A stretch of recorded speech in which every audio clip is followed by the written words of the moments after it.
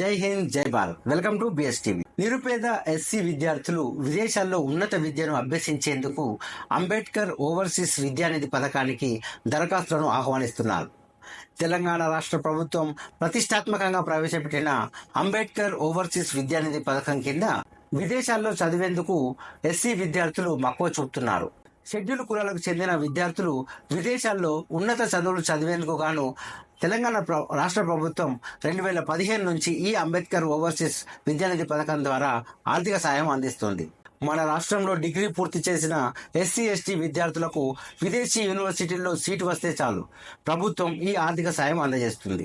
దీంతో విద్యానిధి పథకానికి జిల్లా ఎస్సీ ఎస్టీ విద్యార్థుల నుంచి మంచి స్పందన లభిస్తుంది.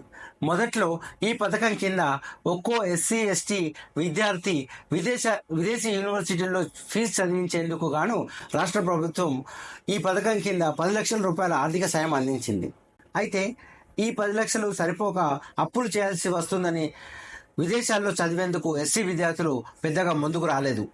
దీని ద్వారా పరిస్థితి గమనించిన ప్రభుత్వం మళ్ళీ ఈ పథకం నిబంధనలు సడలింపు చేసింది. కుటుంబ ఆదాయం 5 లక్షలకు పెంచడంతో పాటు విదేశీ విద్యకు ఆర్థిక సాయాన్ని 20 లక్షలు చేసింది. దీంతో రాష్ట్రానికి చెందిన ఎస్సీ విద్యార్థులు విదేశీ విద్య కోసం వెళ్లేందుకు ఆసక్తి చూపుతున్నారు.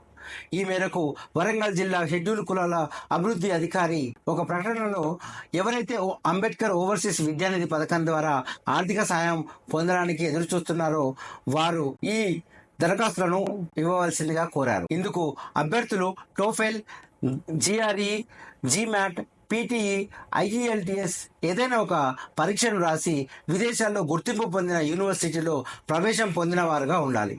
వారు మాత్రమే అర్హులని వెల్లడించారు. విద్యార్థులు మార్చి 31వ తేదీలోపు తెలంగాణ epass.cgg.gov.in వెబ్సైట్లో దరఖాస్తు చేసుకోవాలని సూచించారు. అయితే వరంగల్ జిల్లాకు చెందిన విద్యార్థులు ఈ అవకాశాన్ని సద్వినియోగం చేసుకోవాలని కోరుతున్నాం. మరి ఈ విషయం 10 మందికి తెలియజేసి వాళ్ళ భవిష్యత్తుకు మీరు హెల్ప్ చేస్తారని ఆశిస్తూ సెలవు తీసుకుంటున్నాను. జై హింద్.